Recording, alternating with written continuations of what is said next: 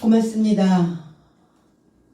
베드로 사도에게 들이닥쳤던 성령을 동일하게 열방 삶에도 하나님은 선물로 주셨습니다. 우리가 태어난 목적이 무엇인가? 우리는 행복하게 되기 위하여 그리고 우리가 영화롭게 사는 것을 목적으로 하고 있습니다. 내가 영화로워져야 하나님을 영화롭게 할 수 있는 삶이 되기 때문입니다. 우리 오늘 살아있는 영과 연합되어 인지하는 회개를 주셨던 것처럼 오늘 우리 주와 연결되어 우리의 삶의 모든 것들이 다 가능케 되어지는 귀한 이 한 시간이 되어지시기를 원합니다. 19절로 21절 그런즉 실제로 스데반에 접하여 일어난 환란으로부터 흩어진 삶이 베니게와 구브로와 안디옥까지 이르러 유대 삶이 아니면 아무에게도 말씀을 전하지 않는다. 그런데 그 삶에서 구브로와 구레네 몇 장정이 있었는데 그 삶이 안디옥에 들어가 헬라 삶을 향하여 주 예수를 복음 전파로 전하더라. 그리고 주의 손이 그의 삶과 함께 하더니 많은 수가 믿고 주를 접하여 돌아왔다. 그랬어요. 개역 성경에는 때에 이렇게 얘기하는 때에 스데반의 일로 때가 아니라 이 운이라고 하는 이 단어는 확실히 실제로 정말 이런 뜻입니다. 그러니까 역사에 일어났던 모든 일들이 스데반의 그 사건들이 성경에 기록되어져 있는 그 모든 일들이 정말이라는 거예요. 실제라는 겁니다. 그러니까 그 단어를 붙이는 거죠. 왜냐하면 후대에 이 성경이 전해질 것을 예견했겠죠. 후대의 사람들은 이 사건을 우화나 때로는 신화나 이런 것으로 만들어낸 이야기가 아니다라는 것을 말하고 싶어서 여기에서 실제로라는 단어를 붙이고 시작을 하는 겁니다. 스데반의 사건에 대하여. 그래서 확실히 이런 단어입니다. 에베소서 5장 1절에는 그러므로 사랑을 받는 자녀같이 너희는 하나님을 본받는 자가 되라 그랬어요. 원어 해석은 그러므로가 아니라 확실히 이런 단어예요. 확실하게 너의 삶은 사랑스러운 자녀 삶같이 하나님의 모방자가 되라 그랬어요. 그러니까 우리가 모호하게 행동하지 말라는 거예요. 그리스도인이면 그리스도인다운 확실한 그 행동 거지가 나와줘야 된다는 겁니다. 그러니까 너희는 그리스도 안에서 하나님 안에서 확실하게 행동하라. 무엇처럼? 하나님의 자녀처럼.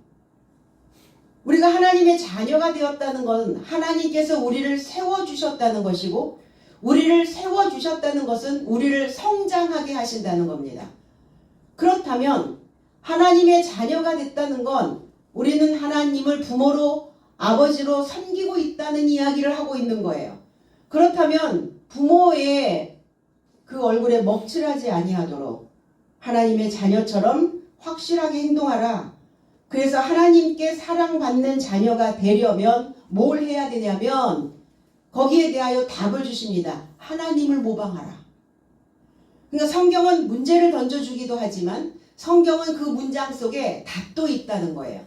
아이들이 시험을 칠 때 어때요? 그 문장 속에 문제도 있지만 그 문장 속에 답이 있다 이렇게 표현을 하죠. 성경은 항상 어떠한 것들을 제시하고 그것을 이루려면 뭐를 해야 되냐면 이렇게 되라. 이렇게 답까지 딱 정확하게 분명하게 확실하게 정말로 주시고 있다는 겁니다. 그리스도께서 모방자 삶이 되셨죠. 그래서 그 삶을 하나님을 모방하는 그 삶을 넘겨받았다면 그 유전을 우리가 간직해서 그리스도께서 자신을 하나님에게 예물과 향기의 냄새에 이르고자 제물로 넘겨주신 것을 모방한 것처럼 우리도 모방해야 된다는 거예요. 주님께서 돌아가셨고 주님의 그 대신하여 죽으신 그것으로 우리의 죄는 다 사함받았기 때문에 나는 그 삶을 모방할 필요도 없고 그것을 내가 유전으로 받을 필요도 없다라고 생각하는 사람들은 종교인이라는 겁니다.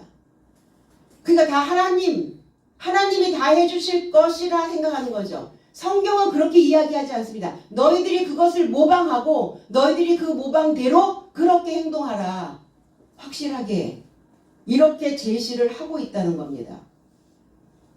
하나님은 우리를 기억하시는데 무엇으로 기억하실까? 향기로 기억하신다는 거예요. 번제단에서 짐승을 태울 때 그 향이 올라갑니다. 그 연기가 올라가요. 흠향하시는 거죠. 맞습니다. 사람이 사람을 기억해내는 것도 향기입니다. 우리는 죽어서 무엇을 남겨야 되나? 향기를 남기고 가는 겁니다. 과연 나의 삶은 어떤 향으로 기억될 것인가? 내 옥합을 깨뜨리면, 옥합은 옥으로 만든 돌이죠. 옥으로 만든 돌로 만든 보물 상자이기도 합니다. 향을 담아놓는 그릇이에요. 그럼 저와 여러분들은 돌이죠. 이 돌 안에 어떠한 향을 담아놓느냐에 따라서 보배로운 합이 될 수도 있고 아니면 버려져야 되는 그릇도 될 수 있다는 겁니다. 어떤 향이 나올까? 몰약의 향이 나와야 되죠.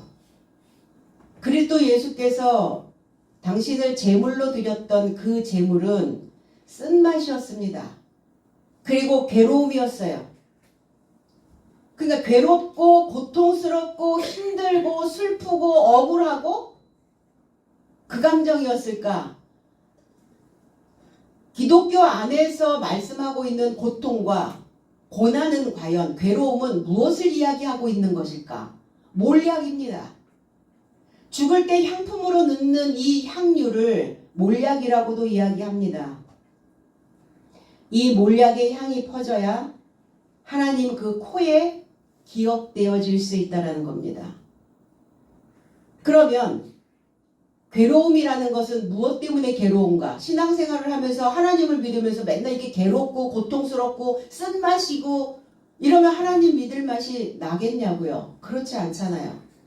그럼 저와 여러분들이 이 고난이 유익이라고 이 괴로움이 우리에게는 향으로 남을 수 있다라고 말씀하시는데 그럼 과연 무엇을 해야 우리에게 고난으로 이 고난의 향이 남을 수 있는가? 문장 바꾸는 겁니다. 지금까지 써 내려왔던 그 문장을 바꿔야 되기 때문에 괴로운 거예요. 문장의 줄을 바꿔야 새로운 문장이 만들어지지 않습니까? 그런데 종교인들은 똑같은 문장을 반복해서 계속 쓰고 있어요. 향이 나올 리가 없죠. 뭐가 괴로워요? 하나님이 다 해주시는데 뭐가 괴로울 게 뭐가 있어요? 무엇이 고통이고 무엇이 고난입니까? 육신적으로 오는 것들? 그거는 하나님을 믿지 않는 인간이 육신을 가지고 있기 때문에 연약한 그릇이기 때문에 그건 다 누구나 경험하는 것들이에요. 그러나 고난이 유익이라고 하셨을 때는 그 고난 자체가 괴로움 자체가 향으로 나오기 때문에 유익이라는 겁니다. 문장 바꾸는 겁니다. 가던 길을 바꾸는 거예요. 그러니까 가던 길을 바꾸려니 괴롭고 문장 바꿔서 쓰려니 뭘 써야 되는지 기억나지 않아서 괴롭고 그러나 그 괴로움을 뚫고 견디고 있는 자들은 좋은 향이 그들의 삶의 문장 속에서 나와진다는 겁니다. 입에서 나오는 거죠. 향이. 향수를 아무리 뿌린들 그 입에서 독한 말이 쏟아지는데 그 사람을 향기롭다라고 말할 수는 없잖아요. 그래서 우리가 막연히 가는 그 길은 아닙니다. 하나님을 믿는 사람들은 막연하게 가는 길을 이제 바꿔야 새로운 길이 되어질 수 있습니다. 지금 이 주간이 어떤 주간인지 사순절이라고 이야기해요. 부활절이 3월 31일 마지막 주더라고요. 보니까 3월 달에 부활절이 들었어요. 그러니까 지금이 이제 사순절인데 이 사순절에 뭘 해야 되는가? 내 안에 산더미처럼 쌓여있는 염려, 근심, 걱정 그리고 그 몇 푼 안 되게 살고 있는 나의 모든 삶을 우리는 절박하게 바꿔내야 된다는 겁니다. 어떻게? 확실하게. 뭐 할 수 있도록? 다른 사람들이 나를 모방할 수 있도록. 아, 저 사람처럼 살면 괜찮겠다. 저렇게 믿어야 되지 않을까. 저렇게 분명하게, 확실하게, 실제로, 정말로. 스테반 집사의 사건이 지금 되짚어지고 있는 거예요. 이 일이 실제로 정말로 벌어졌다면 저와 여러분들의 삶이 스테반으로 들어가야 됩니다. 그래야 실제가 될 수 있어요. 안 그러면 역사 속이죠. 나의 뒤안길로 넘어가 있는 역사밖에는 안 돼요. 그러나 이게 실제로라는 단어를, 확실히라는 단어를 썼기 때문에 우리가 스테반의 그 삶의 믿음의 그 구색으로 들어가야 이게 실제가 될 수 있다는 겁니다. 면류관이라는 뜻이죠. 스테반은 화관이라는 뜻입니다. 장식하다라는 뜻이에요. 이 단어가 히브리어로 넘어가면 아타라라고 하는 단어인데 에워싸다. 그러니까 머리는 뭐야? 머리에 무엇인가 에워싸 있어요. 모든 사람들은 머리에 면류관을 쓰고 있다는 거예요. 그러나 그 면류관이 풍요로운 포도나무처럼 에워싸여 있는 풍요로운 면류관인가? 아니면 내 머리를 둘러싸고 있는, 나를 압박하고 있는 면류관인가? 생각하셔야죠. 욥은 욥기서 19장 9절로 11절에 나의 영광을 벗기시며 나의 면류관을 머리에서 벗기시고 사면으로 나를 헐으시니 나는 죽었구나. 내 소망을 나무 뽑듯 뽑으시고 나를 향하여 진노하시고 원수같이 보시는구나. 자기가 그동안 하나님을 믿었던, 자기가 그동안 쓰고 있었던 이 면류관이 무엇인가, 나의 그동안 믿어왔던 그 신앙관이 어떤 것이었는가, 이 욥은 처절하게 느끼고 있는 거예요. 그가 하나님이 살아계시는데 묵과하고 가시지는 않겠죠. 살아있는 영을 받은 자들이, 살아있는 말씀을 듣고 있는 우리가 그냥 대충 두루뭉술 넘어가게 하시지는 아니하신다는 겁니다. 왜? 많은 사람들이 우리를 모방해야 되기 때문에, 하나님의 자녀처럼 살아야 되기 때문에. 이요브라는 단어입니다. 반대되는 부족이란 뜻이에요. 적이 되다, 원수가 되다. 그리고 이 욥이라고 하는 이 단어의 의미 속에 어떤 그 문헌을 보니까 아버지는 어디 계신가? 라는 의미를 가지고 있다라고, 인내의 대명사라고도 이야기를 하죠. 견딘 거예요. 어떤 극한 상황이 몰아졌을 때 다 잃어버렸잖아요. 자기가 그동안 쌓아왔던 것, 자기가 지금 머리에 에워싸고 있었던 그 면류관을 하나님은 벗겨버리셨대요. 알고 있는 거예요. 알고 있는데 인정하고 싶지 않았던 거죠. 그러니까 그를 강화시키고자 메시지를 주는 그 메시지를 계속 거부합니다. 원망합니다. 불평합니다. 내가 이렇게 잘 믿어왔는데 왜 하나님 나에게 이런 일이 일어났을까? 벗기시는 거예요. 머리를 에워싸고 있는 것을, 그 가죽을 벗겨버리는 겁니다. 뭐가 문제인가? 머리가 문제예요. 머리가 말을 안 듣거든요. 분명히 뭐는 해야 되기는 해야 되는데 머리에서 이게 통치가 안 되네요. 다스려지질 않아요. 머리가 흔들려야 되는데, 그래야 내가 가지고 있는 그 생각들이 뭉치지 않고 사고뭉치가 되지 않고 이렇게 흩어질 수 있는데 흔들지를 않고 있는 거예요. 그 한 생각으로 딱 고정되어져 있으니까, 에워싸고 둘러싸여 있는 그 생각으로 잡혀 있고, 그게 면류관이니까 그걸 벗을 생각을 안 하는 거예요. 두고 보시진 않겠죠. 그 인생을 살리시려고 하나님께서는 그 욥에 쓰고 있는 그 면류관을 벗겨버리시는 거예요. 사면으로 둘러싸여 있다고요. 사면, 둘러싸여 있다. 태를 만들었다. 테두리 그러잖아요. 그 테두리를 누가 만듭니까? 각자 만드는 거예요. 내가 그 테두리를 만들었기 때문에 그 테두리 안에서 못 나오는 겁니다. 사람들이. 하나님이 그리하셨겠어요? 하나님이 둘러싸겠어요? 그를 죽이려고 아주 작정하고 욥을 죽이려고 작정하시고 사면으로 그를 애워싸셨겠어요? 아니라니까요. 욥 스스로가 자기의 머리에 그냥 둘러싸 놓고 있는 거예요. 그 테두리 안에서 못 벗어나는 게 문제죠. 사람들이. 그것을 사면을 헐어버리신다고요. 완전히 박살 내시는 거예요. 그럼 박살이 날려면 도구가 있어야 될 거 아니에요. 부서지려면 그걸 내동댕이 쳐버리려면 장비가 필요하잖아요. 그 웬만한 장비 가지고는 박살 나겠습니까? 부서지겠어요? 몇십 년씩 쌓아왔던 것들, 둘러싸아 놓았던 것, 몇십 년씩 그 테두리 만들고 또 만들어놨던 것들이 한 방에 그냥 무너지겠습니까? 안 무너진다니까요. 우리 욥처럼 그렇게 끈질겨요. 질긴 인생들입니다. 발등에 불이 떨어졌음에도 불구하고 태평이에요. 안 하는 거예요. 그러면서 뭐만 해요? 몇 분 안 되는 걱정과 근심만 하고 있는 거예요. 그리고 내가 죽었구나. 죽었다라는 단어가 얄라크라고 하는 단어입니다. 내가 이 얄라크라고 하는 단어는 죽다라는 단어가 아니라 걷다라는 단어예요. 그리고 옮기다라는 단어입니다. 그리고 출발하다는 단어예요. 내가 그동안 가던 길을 바꾸려니 죽을 것 같은 거예요. 그러니까 그 표현을 했나 봐요. 전혀 맞지 않는 표현인 것 같은데 욥의 심정으로 들어가면 걸어가야 되니까. 그러니까 걸었다는 얘기예요? 멈췄다는 얘기입니까? 걷지 않았다는 거예요. 욥은. 자기가 그동안 종교 행위를 하면서 그 행위 자체에 멈춰 있었다는 겁니다.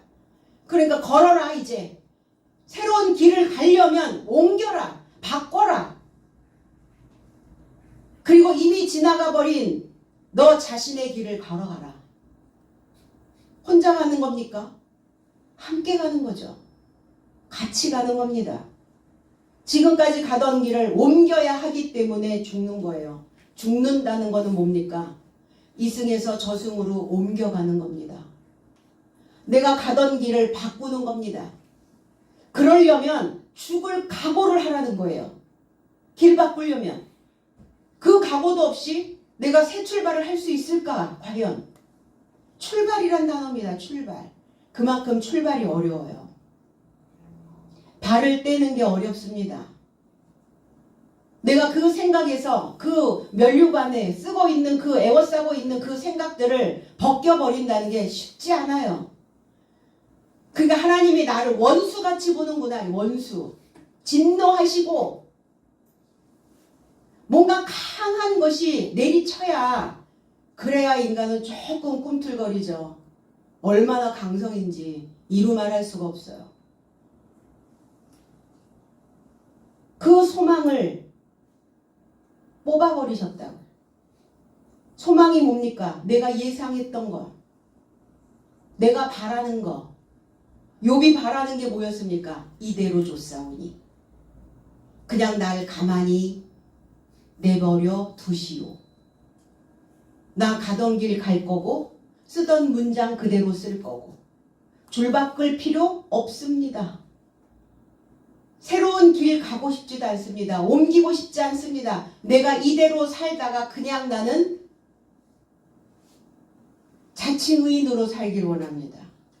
자기가 원했던 거예요. 그걸 자기의 생각을 비비 꼬아서 단단히 묶었다고요. 하나님께 묶여야 기대하는 삶이 만들어지죠. 내 생각은 조속변개. 기분이 조금 좋으면, 기분이 조금 나쁘면 그때 달라요. 그렇죠. 그러니까 뭘 기대할 수 있겠어요? 그렇게 변동률이 많은데. 하나님께 묶이시기 바랍니다. 그걸 뽑아버리셨다고요. 소망을 뽑아버리시고 장막 말뚝을 뽑다. 말뚝 뚝 박아놨어요. 이 뽑아버렸다, 이 낫사라고 하는 이 단어가 들어올렸다라는 의미도 있어요. 그 들어올리다라는 그 의미는 출발의 의미도 있습니다. 그 출발이에요. 계속 출발. 욥에게 요구하시는 게 뭐냐? 출발입니다. 다 버리고 다 옮기고 다 벗기고 다 뽑으시고 그리고 출발. 그 면류관 던져버리고 녹슨 장막의 말뚝을 제거해 주시는 거예요. 왜 녹슬었나? 헛지 않으니까. 행진하지 않고 흐르지 않으니까. 기름이 말라버렸으니까 녹이 날 수밖에 없죠. 이제 녹슨 그 말뚝을 제거하고 새 출발입니다. 오늘 우리도 2024년이 이제 2월달이 중반이 지나갔어요. 새 출발입니다. 오늘부터 새 출발. 진노하셨어요. 어떤 강한 숨. 그래서 이 진노라고 하는 단어가 이 아프라고 하는 단어와 이 코라는 단어가 만납니다. 코. 우리 어때요? 뭐가 속에서 막 격하게 뭐가 올라오면 콧바람이 세지죠. 그러니까 하나님의 진노는 뭐 하시는 거냐면 열변을 토하시는 거예요. 막 열변. 입에서 그냥 막 불이 뿜어져 나가는 거예요. 막 코에서 막 그 불이 뿜어져 나가는 거예요. 속에 얼마나 열이 나는지. 뭐 하시려고요? 살리시려고요. 죽이시려면 관심도 없겠죠. 죽이시려면 하나님의 진노가 나갈 필요도 없습니다. 원수같이. 왜 원수인가? 왜 하나님과 원수가 되었나? 좁아 터져버렸어요. 이 원수라는 단어가 비좁은 이런 뜻이에요. 비좁다. 물론 대적자의 의미도 있죠. 그 왜 대적을 하냐? 넓어지지 않기 때문에 적이 되는 거예요. 넓어야 되는데 좁아 터져서 속이 좁아 터져. 그러니까 원수가 되죠. 사람하고의 관계도 그렇지 않나요? 상대적이잖아요. 저 사람이 속이 넓어. 그럼 원수 될 일이 없단 말이에요. 품어줘. 받아줘. 그런데 저 사람 속이 좁아 터져. 부딪혀. 원수 되죠. 마찬가지 하나님하고도 하늘을 받아들일 만한 펼쳐진 곳이 없기 때문에 하나님과 원수되어 있는 거예요. 그리고 욥의 상태는 어떻다는 거예요? 좁아질 대로 좁아져 있는 거예요. 속이 그렇게 넓은 사람은 아니었나 봐요. 좁아 터져 있는 사람인 거예요. 그러니까 발붙일 곳이 없겠죠. 하나님께서. 공간이 없어서. 빈 공간이 있어야 새로운 문장이 들어갈 수 있는데 평평하지 않고 뾰족해 있으니까 말 입에서는 계속 뭐가 나와요? 투정이 나오는 거죠. 원망이 나오는 거죠. 왜 원수가 되는가? 왜 좁아 터져 있는가? 내 안에서 거센 물살이 나를 동강내버리고 있는 거예요. 붙어야 펼쳐지는데 넓어지는데 늘 동강 나버리니까 그러니까 내 바탕이 좁아 터질 수밖에 없죠. 그게 하나님의 원수라는 겁니다. 스데반에 정하여 일어난 환난. 환난이 뭡니까? 압박입니다. 너무나 많이 눌러져서 자동차에 너무나 많은 짐들이 산적하여서 오랫동안 쓰다 보면 타이어 바퀴가 마모가 되잖아요. 그러니까 달아 빠진 바퀴라는 의미도 있어요. 이 환난이라는 게. 뭔가 내 삶을 확 누르고 있는 거예요. 이 환난이에요. 그리고 갉아먹는 수염소. 생각을 계속 갉아먹는 거예요. 안 될 걸, 부족할 걸, 이렇게 해봤자 소용없을 걸. 하나님 믿어서 뭐 하겠어. 계속 뭔가 이렇게 갉아먹는 생각들. 그것이 환난. 속에서 계속 삐걱 소리가 나겠죠. 왜 삐그덕거릴까? 기름칠 안 하면 삐그덕거려요. 뭐가 갈리는 소리죠. 세게 갈리는 소리. 삶이 삐거덕거리게 만들지 않으려면 내 인생의 달구지에서 내려놔야 돼. 뭘 내려놔야 될까? 내 머리에 쓰고 있는 그 관을 내려놔야 됩니다. 그래서 삐그덕거리지 않도록 단단히 묶어야 되겠죠. 계시록 7장 14절에 내가 말하기를 내 주여 당신이 하시나이다 하니 그가 나에게 이르되 이는 큰 환난에서 나오는 자들인데 어린 양의 피에 그 옷을 씻어 희게 하였느니라.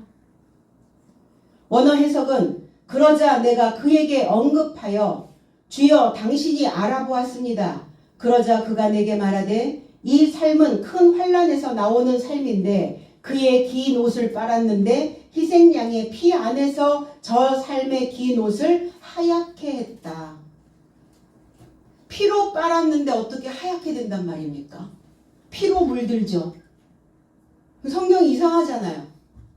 어린 양, 희생양의 피, 그리스도 예수의 피에 그 옷을 빨았는데 그 옷이 희게 되었다. 이렇게 표현을 합니다. 근데 그들은 환난에서 나온 자들이다. 그리스도의 십자가 사건입니다. 그리스도의 피, 내 피는 참된 음료라 이렇게 말씀하셨거든요. 피가 뭡니까? 생명이죠. 피가 뭡니까? 십자가의 길이고 십자가의 도입니다. 그 길을 걸어가는 자들은 환난을 면케하신다고요. 그들의 옷을 긴 옷이에요. 긴 옷. 긴 옷을 입은 자들이 어떤 자들이 긴 옷을 입나요? 제사장급이.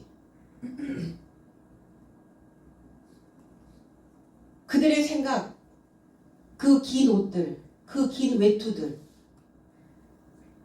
그들의 생각들을 표백하시는 거예요. 그리스도의 피에 빨아야 그래야 휘어질 수 있다고요. 피가 뭐라고요? 말씀입니다.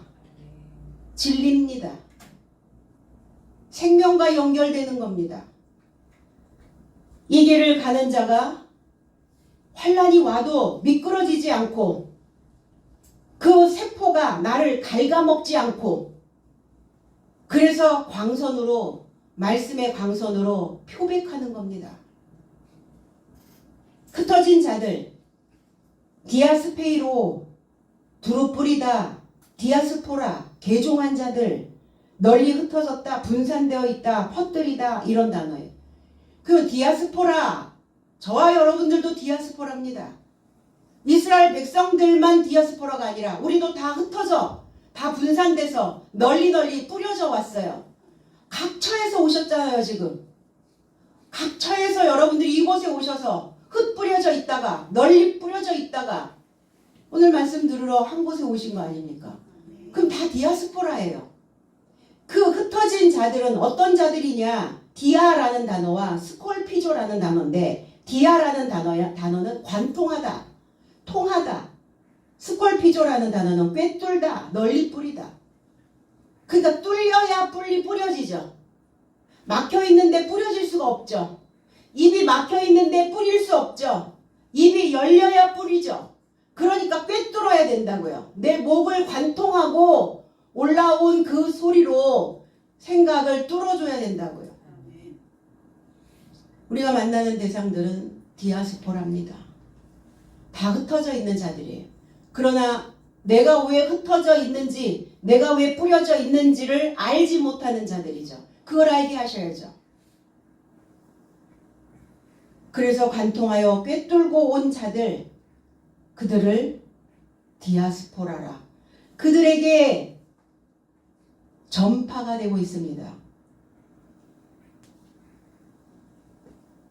그 흩어져 있는 그 지역이 이제 나오죠. 베니게, 구브로, 안디오 이렇게 거론이 됩니다. 베니게라고 하는 의미는 이 크레테 섬의 한 도시이기도 해요. 이 베닉스라고 하는 지역이기도 하고 히브리어로 넘어가니까 이 단어가 타마르라는 단어인데 종려나무라는 뜻이에요. 이 베니게 이 지역이 종려나무가 굉장히 많이 심겨져 있는 곳이기도 합니다. 그래서 종려나무라는 의미를 가지고 있기도 하고, 그 종려나무의 의미는 뭐냐면 똑바로 세우다. 이 지역이 아라비아와 히브리와 아람의 3국어가 거기에 이렇게 어우러져 있어 헬라와 로마의 학자들이 말하기를 이 베니게에서 최초의 문자가 발명이 되었다라고도 주장들을 합니다. 근데 아직은 뭐 그거에 대한 증거는 확실하지는 않으나 헬라와 그 로마에 있는 학자들이 베니게로부터 모든 그 학문이 문자가 생겼다라고 이제 할 만큼 이 베니게는 엄청난 그 부유와 많은 학문과 많은 그 학식을 가지고 있는 곳이기도 합니다. 그러니까 뭔가 얘기를 할 때 알아들어야 뿌릴 수 있잖아요. 무슨 얘기인지 무슨 말을 하는지 알아듣지 못하면 그 아무 소용이 없단 말이에요. 그러니까 지식이 높아 있는 곳을 선택하는 겁니다. 여기에서 이 베니게라고 하는 의미는 번영이란 뜻을 가지고 있고요. 아름답다, 승리의 상징물이기도 합니다. 이 베니게라고 하는 이 곳이 바로 여리고의 다른 이름이기도 하다, 이렇게 표현이 되고 있습니다. 요한복음 12장 13절에 종려나무 가지를 가지고 맞으러 나가 외치되 호산나 찬송하리로다. 주의 이름으로 오시는 이 곧 이스라엘의 왕이시여 하더라. 원어 해석은 종려나무의 가지 삶을 취하고 그와 만남에 이르고자 나갔다. 그리고 주의 이름 안에 오시는 분 이스라엘의 왕이 찬양받는 것이다. 호산나라고 소리 지르더라. 호산나라는 단어는 원컨대 구원하소서 라는 의미를 가지고 있어요. 이 종려나무는 의인을 표현하기도 합니다. 시편 92편 12절에는 의인은 종려나무같이 번성하며 레바논 백향목같이 발육하리로다. 이렇게 베니게에 있는 이 많은 사람들에게 종려나무와 같은 자, 똑바로 세워지기를 원하는 자, 번영하기를 원하는 자, 승리하기를 원하는 자, 그리스도 예수가 예루살렘에 입성할 때 그들은 종려나무 가지를 흔들며 호산나 호산나를 외쳤어요. 그리고 종려나무 가지를 왜 들고 외쳤다는 말입니까? 자기들이 번영이기를 원합니다. 내가 승리하기를 원합니다. 내 인생이 구원받기를 원합니다. 내가 종려나무처럼 똑바로 세워지기를 원합니다를 외치고 있는 거였습니다. 국어로 이 퀴프로스라고 하는 단어도 구리라는 뜻을 가지고 있어요. 구리. 사울이 이곳에서 바울이라는 이름으로 개명을 한 곳입니다. 이 구브로가. 이 단어가 히브리어로 넘어가면 키티이라는 단어, 우리가 기띔 그러죠. 이 기띔이라는 지역이 바로 구브로 지역이에요. 이 구브로라고 하는 이 지역의 이름이 괴롭게 하다 뜻을 가지고 있어요. 괴롭게 하다. 왜 괴로운가? 무엇이 괴로운가? 말씀드린 것처럼 옮겨야 하니까. 여러분 이사 갈 준비하시면 어때요? 아, 이거 언제 어떻게 가서 이거 이사는 어떻게 하고 가서 정리는 어떻게 하고 괴롭죠. 거주하던 곳에서 계속 평생 살면 괜찮은데 이사하려니까 옮기려니까 걱정스러운 거예요. 괴롭다라는 의미를 가지고 있어요.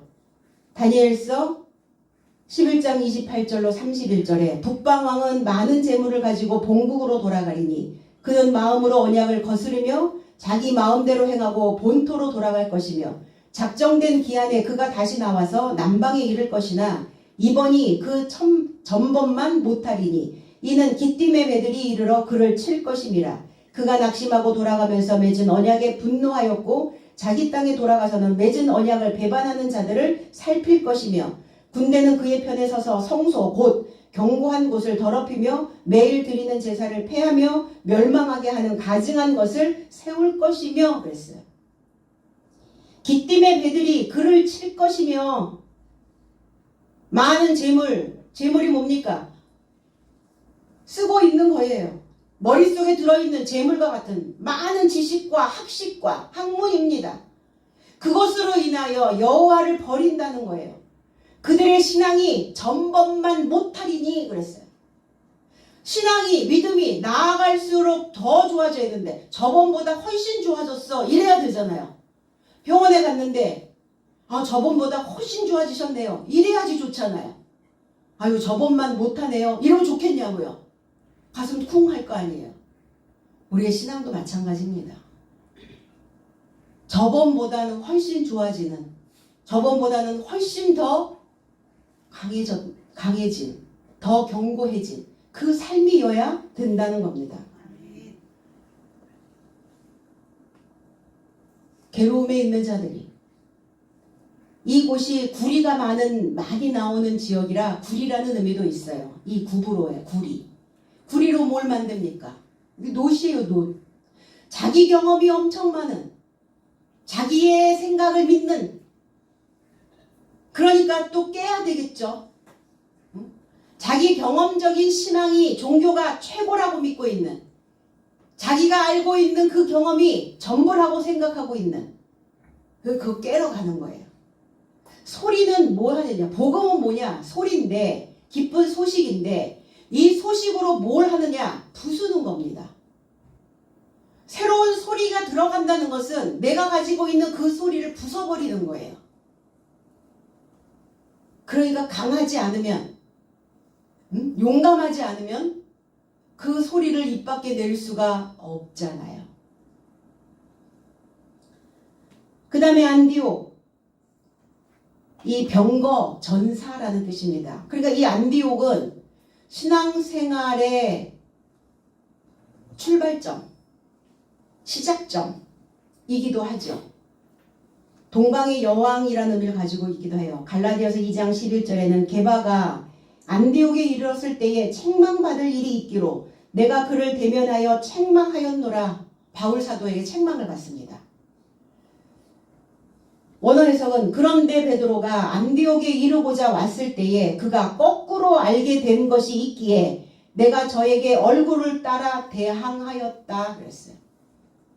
베드로가 거꾸로 알고 있는 게 있었다 이거예요. 그게 무슨 일이냐면 베드로 일행이 그 이방인들과 결합해서 함께 먹고 있었어요. 복음을 전하고 있었겠죠. 가르치고 있었겠죠. 그런데 야고보에게서 온 할례자들이 야고보에게서 할례받은 그 삶이 오자 그것을 두려워해서 베드로가 그 모임을 파해버렸어요. 왜 그러냐면 유대인이 이방인들과 접촉하고 다 교제하는 것이 위법이었다는 거예요. 그러니까 생각났겠죠. 내가 고넬료에게 그 이방인에게 전파를 했을 때 당했던 일이 기억났던 거예요. 베드로는. 무할례자와 먹었다는 것으로 인하여 판단받은 적이 있었거든요. 그러니까 베드로는 겁이 덜컥 났던 거예요. 그러니까 이 모임 없애 이렇게 된 거예요. 예배 없어. 교회 문 닫아 이렇게 된 거죠. 그러니까 바울이 네가 지금 거꾸로 알고 있다. 하나님의 일을 지금 거꾸로 하고 있다. 할례자나 무할례자나 유대인이나 헬라인이나 하나님이 바라보실 때는 똑같은 자들인데 왜 그들을 네가 편차를 두고 있느냐. 왜 차별을 하고 있느냐. 네가 지금 하나님의 일을 지금 거꾸로 하고 있지 않냐. 지금 그 얘기를 대항하여 하였다고요. 정면에서. 누구 건너서 이렇게 뒷담화로 들어가지 않고 베드로를 직접 만나가지고 그게 바울 사도가 엄청나게 강성인 거죠. 그리고 자기가 하나님 안에서 이것이 옳다라고 생각이 들면 그냥 밀어붙이는 거예요. 베드로는 약간 개념 없이 그냥 힘이 있기만 하고 사도 바울은 상당히 이성적이고 논리적인 사람이었어요. 직계제자한테 아니 선배 목사님에게 어떻게 함부로 할 수가 있겠어요. 그런데도 바울 사도는 이게 옳지 않다, 타당하지가 않다라고 생각하면 입을 딱 열어서 얘기하는 거예요. 그리고 그 돌을 유대 삶에게만 말씀을 전했다 이랬어요. 그러니까 이방인들에게 말씀을 전하는 그것 자체가 그 시대에는 얼마나 자기의 목숨을 내놓고 전하는 거예요. 목숨을 걸고 하는 겁니다. 그러니까 숨죽이며 지금 전하고 있는 그 사역이 시작이 된 겁니다. 유대 삶에게만 말씀을 전했대잖아요. 근데 구레네에 있는 사람, 구브로에 있는 장정이 안디옥에서 헬라인을 대상으로 주 예수를 복음으로 전파하는 시도를 했다고요. 용감무쌍하게. 사도행전 6장 9절, 이 구레네라고 하는 의미는 담벼락이란 뜻이에요. 담. 구레네 사람이 그리스도 예수의 십자가를 졌던 그 사건. 무엇과 담을 쌓고, 하나님과 담을 쌓고, 다른 사람이 이야기하는 거에 어떤 담을 쌓고, 그런 담이기도 하지만 우직한 모습이기도 해요. 우리는 어떤 담에 기대잖아요. 어떤 기댈 곳이 필요할 때 그 담에, 담쟁이들은 그 담을 감고 하늘로 상승해서 올라가잖아요. 뭔가 사람들에게 이로움을 줄 수 있는, 무엇인가 그 사람들을 이끌어낼 수 있는 그 담과 같은 구레네라고 하는 의미를 가지고 있어요. 사도행전 6장 9절로 10절에는 원어 해석은 그러자 자유인과 구레네와 알렉산더라 불리우는 회당에서 온 어떤 삶과 길리기아와 아시아로부터 온 어떤 삶이 일어나서 스테반과 토론하나 스테반이 지혜와 성령으로 전하자 저의 삶이 대항할 힘이 없더라 그랬어요. 그러니까 오늘 이 스테반 집사에게 대항했던 자들이었어요. 구레네에 있는 사람들이.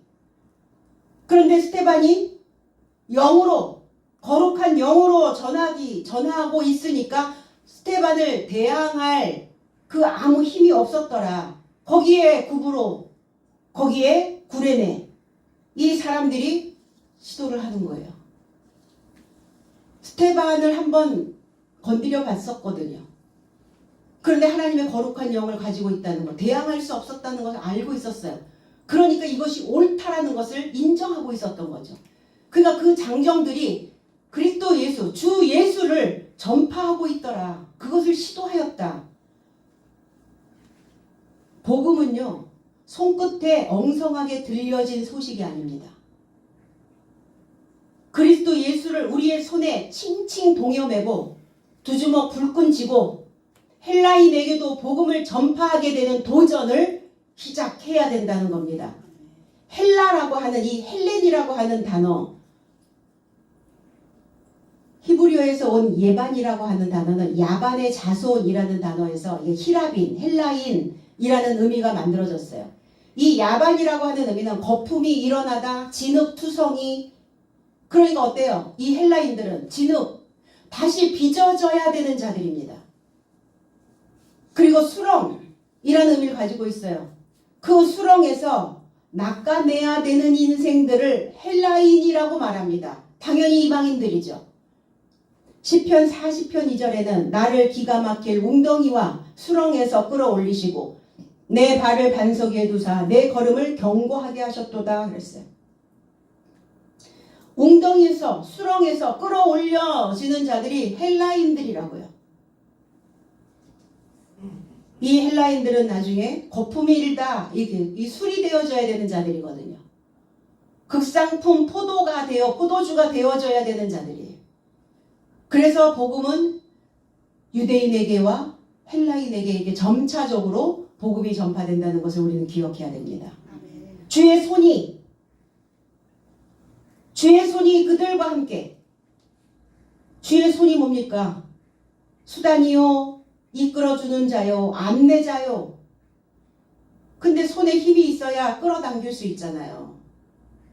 끌어당기다가 내가 끌려가면 안 되잖아요. 그 손을 탁 잡고 끌고 오는 거예요. 확 끌어당기는 거예요.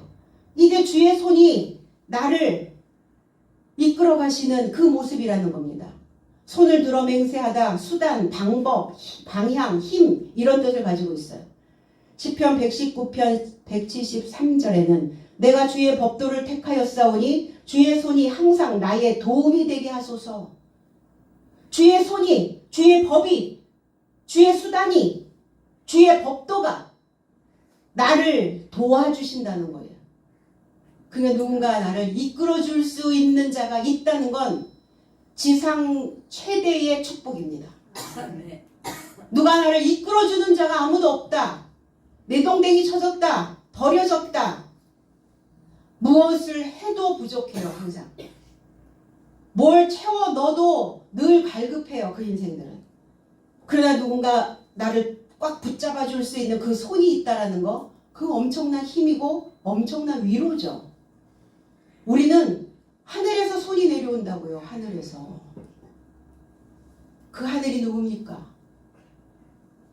넓게 펼쳐진 자들이, 저와 여러분들이 하늘이라는 겁니다. 주의 법으로 방향을 잡고 우리도 변치 않기를 손을 들어 맹세하고, 그래서 결탁해야 된다는 거예요. 하나님과 맺을 결, 부탁할 탁, 이런 뜻이죠. 그래서 나의 삶에 결탁이 되어져야 나의 삶을 협찬해 주신다고요. 화합할 협, 도울찬, 도우신다고요. 도움 없이 살 수 있나요? 도움 없이 살 수 없습니다. 인생은. 수다한 사람들이, 수다한 사람, 많은 사람, 이러니까 우리는 자꾸 이제 산수적인 개념, 숫자적인 개념으로만 생각을 하고 있는데, 수라고 하는 의미는 계산된, 명단에 오른, 계수하다, 들어 올려진, 이런 의미를 가지고 있어요. 들어 올려진 자, 명단에 올라가 있는 자, 명단에 올라가 있는 많은 사람, 많은이 아니라 위대하고 뛰어나고 풍부해져 있는 사람. 그들, 위대한 자들. 누가복음 11장 31절에는 원어 해석에 남방 여왕이 이 세대 장정 삶에 결합하여 일어나게 되어 심판 안에서 이 세대를 정죄할 것이라. 그녀는 솔로몬의 지혜를 들으려고 땅 끝에서 왔으나 보라, 솔로몬보다 더 큰 이가 여기 있도다. 더 큰 이가 바로 이게 다하다, 폴리스라고 하는 이 위대함, 더 큰, 이런 뜻이에요.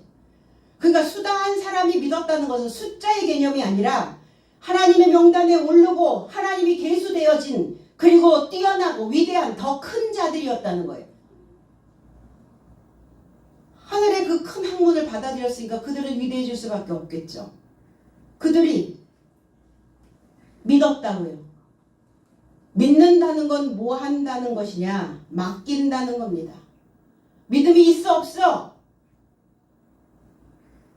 그거를 논할 때 내가 얼마만큼 하나님과 화합하고, 그리고 하나님께 맡기려면 하나님과 화해가 이루어져야죠. 하나님과 화해해야지. 그리고 하나님과 동의가 되어져야죠. 진리 안에 있는 자, 그 자를 우리는 믿음이 있는 자라고 말하고 있습니다. 그 많은 사람들이, 그 위대한 자들이, 그 풍부한 자들이, 그 명단에 오른 자들이 죽게 돌아오더라. 죽게라고 하는 단어가 에피톤 키리오스예요. 에피, 연결되어, 주와 연결되어, 주와 연결되어져야 하나님과 화해가 되고, 하나님과 화해가 되어져야 내 모든 삶을 다 하나님께 맡길 수 있고, 내 모든 삶을 다 맡겨야 하나님은 나를 원조해 주신다는 겁니다. 나의 도움이 되시는 하나님. 우리의 믿을 구석이란 하나님밖에 없어요. 우리의 믿을 구석인 하늘입니다. 돌아오더라. 에피스트레포. 이것도 연결되어져서 복귀하다라는 거예요. 연결되어져서 바꾸다. 그러니까 연결되지 않으면 바뀔 수가 없어요. 반대로 돌리다. 그리고 지금 인생길 걸어가고 있었던, 그 돌고 있었던 그 삶을 반대로 돌려버리는 거예요. 맨날 좌회전하고 있다가 이제 우회전하는 거예요. 옳은 삶을 향하여 이제 반대로 돌려주는 거예요. 야, 바꿔. 반대로 돌려야지. 반대로. 네가 생각하고 있는 것 그 반대로 생각을 돌리라고. 이게 돌아오는 겁니다. 마태복음 5장 39절에 나는 너희에게 이르노니 악한 자를 대적하지 말라. 누구든지 내 오른편 뺨을 치거든 왼편도 돌려대며. 억울하게 맞고 살으라는 얘기 아니죠. 성경은. 원어 해석은 그러나 나쁜 자에게 대항해서는 안 된다고 나는 내 삶에게 말한다. 오히려 누군가 내 오른 턱을 치면 그에게 또한 다른 턱을 돌려대라. 그러니까 오른 뺨을 치면 오른 턱을 치면 다른 턱을 다른 뺨을 돌려대라는 것은 그 나쁜 삶을 바꿔주라는 거예요. 맞고 들어오라는 게 아니라 그 나쁜 생각들을 그 악한 생각들을 반대로 돌려줘라. 나쁜 자가 누굽니까? 깨닫지 못하여 어두워져 있는 자입니다. 나쁜 열매를 내놓고 있는 자입니다. 우리는 하나님을 믿으면서 뭘 해야 되는가? 옹이가 생겨야 돼요. 옹이. 마음의 굳은 살과 같은 겁니다. 나무에 옹이가 생기죠. 나무에 박힌 그 가지의 구루터기를 옹이라고 이야기를 해요. 우리의 마음에 하나님에 대한 옹이가 하나씩 묻어서 끈끈이 살고 있으면 우리는 주와 연결되어 복귀할 수 있는 삶이 될 수 있다는 겁니다. 나뭇결에 따라서 이따금씩 박혀있는 그 옹이는 자라면서 겪은 온갖 풍상이 거기에 서려 있어요. 사도들의 삶, 우리가 지금 신앙생활을 하는 그리스도인들의 삶, 말씀으로 우리는 우리 안에 옹이가 만들어져 있어야 돼요. 그래서 우리는 뭐라고 얘기해요? 귀에 못이 박히도록 들었어 이렇게 얘기하잖아요. 우리는 그 말씀을 귀에 옹이가 생길 수 있도록 듣고 또 들어서 완전히 내 삶으로 소화되어져야 된다는 겁니다. 우리의 신앙생활도 옹이가 박히도록 진리 안에 바로 세워질 수 있는 우리 모든 삶이 똑바르게 세워질 수 있는 그 인생이 되어지시기를 나사렛 예수 그리스도 이름 안에서 축복드립니다. 기도하겠습니다.